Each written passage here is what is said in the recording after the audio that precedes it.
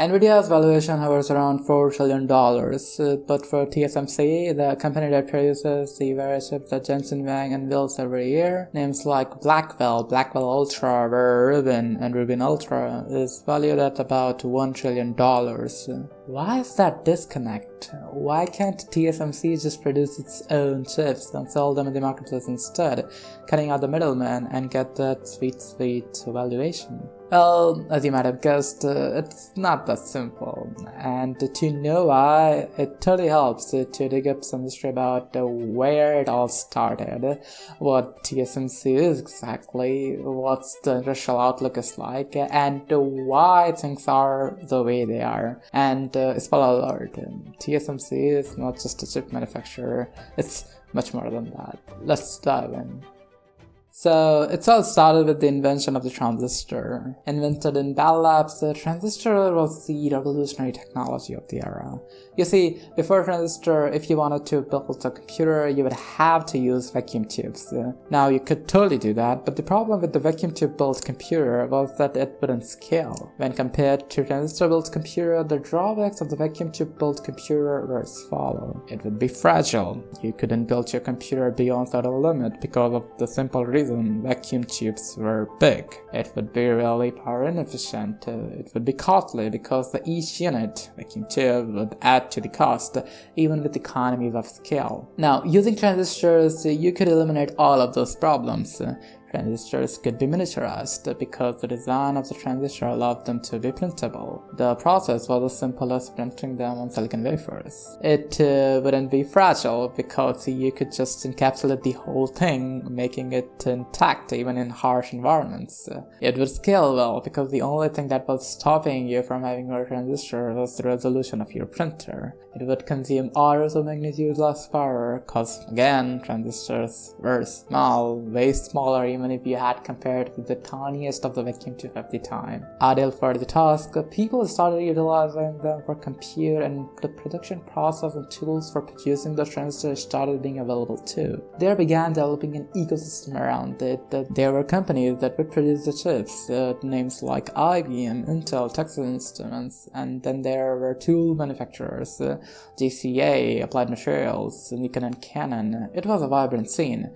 AMD and other Intel competition later joined the party, but the times were changing. At this point in time, it was unthinkable to have a company that only designs chips but not produces them.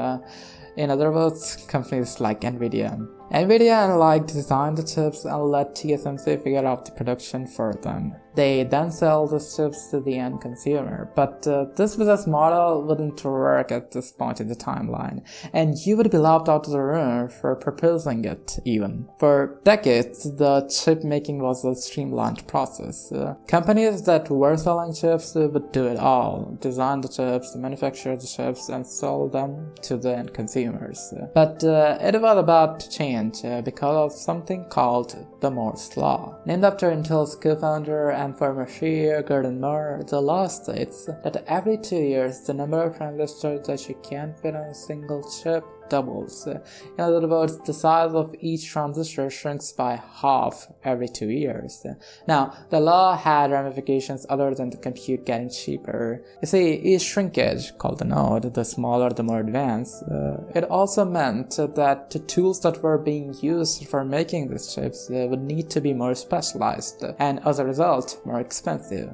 It got to the point where companies without huge backing couldn't even produce chips, and if you were not producing chips, how could you sell those and build your empire? This all changed with the inception of TSMC and its radically different business model, a pure play foundry. TSMC would focus on one thing and one thing only: manufacturing. They would neither own the design nor sell the end product in the marketplace. This led to the creation of a new kind of companies, the chip design companies, the kind that Nvidia is one of. So why TSMC don't produce its own chips? Now you realize that it's not IPs that's stopping TSMC either, right? In fact, as of 2026, TSMC has more than 70,000 IPs, from manufacturing process to certain transistor design. Had they want to compete, it would be impossible for any other company to try TSMC, not even Nvidia with its current market cap.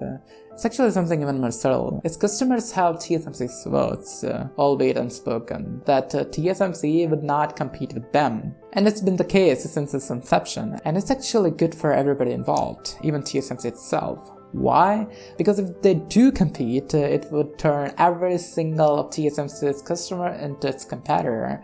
The ones that would want to jump boats too. Cause why in the world would you want to make your competitor any stronger by feeding them with sales, a portion of your revenue and profits? And TSMC's customers are no small companies, likes of Apple, Nvidia, Qualcomm, Google, AMD, and the list goes on and on. And if you look at TSMC's customer list, you will find something even more stranger. Companies that are fierce competitors of each other outside of TSMC's realm would force their chips from the same supplier, TSMC. TSMC produces chips for both Nvidia and AMD, Apple and Qualcomm, and again, the list goes on and on. Now, why do the companies keep sourcing their chips from the same supplier that their competitor would? Well, because they have TSMC's another, albeit unspoken words, that they don't pick favorites either. To TSMC, Qualcomm is just as important of a customer as Raspberry Pi. So, what exactly is TSMC?